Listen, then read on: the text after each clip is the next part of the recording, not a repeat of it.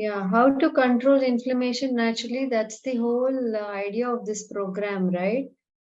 So when Dr. Prashanthi summarizes today at the end, she will talk about food and non-food factors. All of them are important in order to control inflammation. See, we don't have to control inflammation. We don't have to fight with disease, right? Because disease is the natural response of the body when it is poisoned. We have to work on the sources of poison. Why is the body having toxins inside? That's what we have to work on. And then automatically, because the body is self healing, the inflammation will come back into control. And your thyroid gland will, rejuvenate. And arthritis, all those hardened deposits will get broken down by the body, especially a few rounds of fevers when we get these kind of healing crises, right? The colds, coughs, fevers, especially. All the hardened toxins in the body will be broken down and it will be taken out. So that's the way the body heals. Can we have sprouts on a regular basis for rheumatoid arthritis? Yeah, not too much, maybe a small handful a day, right? You can have them.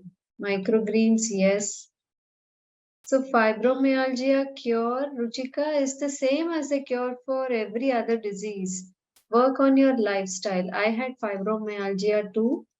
Uh, so you have to stop the acid forming foods inside, and mainly you have to work on the emotional balance. Fibromyalgia is a lot to do with mainly two things as per me: sunlight exposure and continuous stress and emotional upheaval. You have to work on these, and slowly the pains will come down. We've had good progress with our coaches who have had fibromyalgia.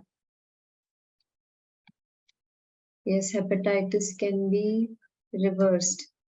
So, Yeah. Dr. Prashanthi, can you answer, is digital neuropathy Controllable. controllable with? Yeah, everything. It's why are you guys focusing only on food? Why don't you just go ahead and look at the other parts of what we are going to talk about today? Because I think maybe you guys got 50% of what you, I mean, I don't think you totally got the picture. Am I correct? Because looking at all these questions, some of you are like, you're just jumping and asking so many other ways of this one. But the thing is, understand, it's lots of toxins that are floating in the system. Toxins are the ones that create inflammation.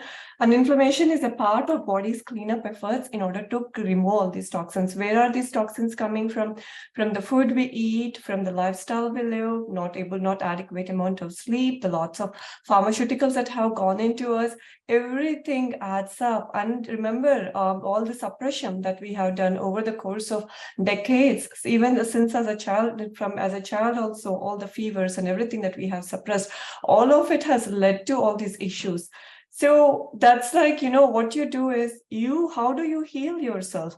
You're going to remove yourself from the toxic environment that made you sick and put yourself in a cleaner environment. That's how the healing will happen. There is no accelerated mode, or there is no fast forward button on the remote control in order to help you heal.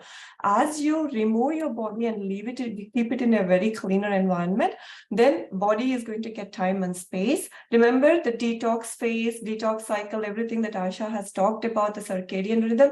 As you keep respecting it, as you keep giving body some amount of opportunity, then body is going to keep cleaning up. It's going to keep coming out through the three important organs of elimination: your skin, your lungs, as well as your kidney.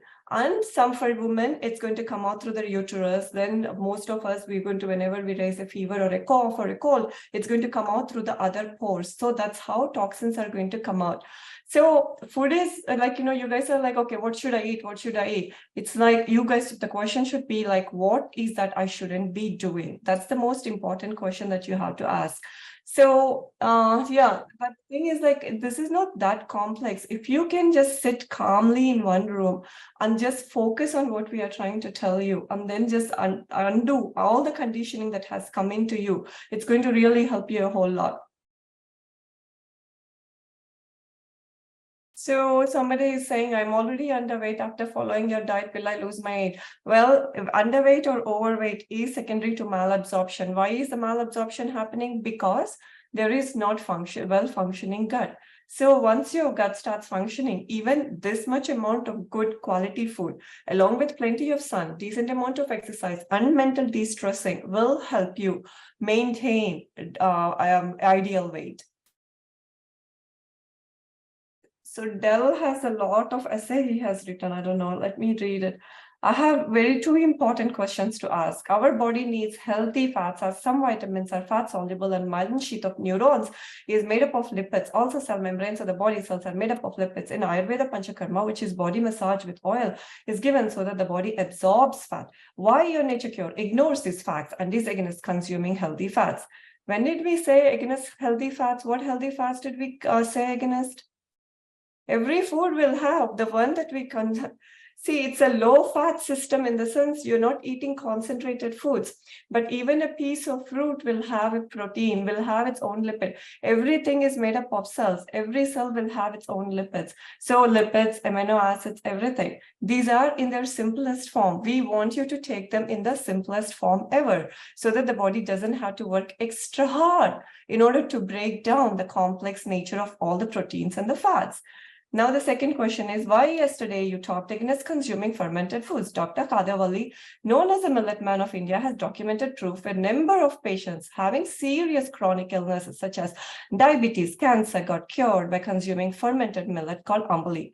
This fermented porridge is excellent cure for constipation and a good probiotic to increase good microbiomes in our ailing gut. Please answer these two serious questions. It creates confusion if we hear anything against them. Millets have their best results when taken as ambali. Okay, so, all right. So yesterday itself, I told you, right? So anything, we are meant to be eating fresh foods. So this ambali is like, you take this overnight thing, you put some water on it, you start letting it ferment. What is the ferment actually? The germs are acting on it and it's going to break it down. So I have a lot of respect for Dr. Kadarwali. I have no other intentions of saying anything.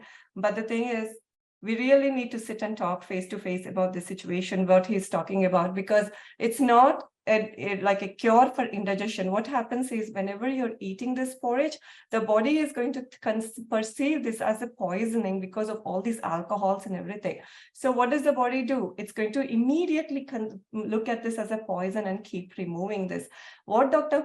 Kader has done is, he has removed majority of your processed food eating.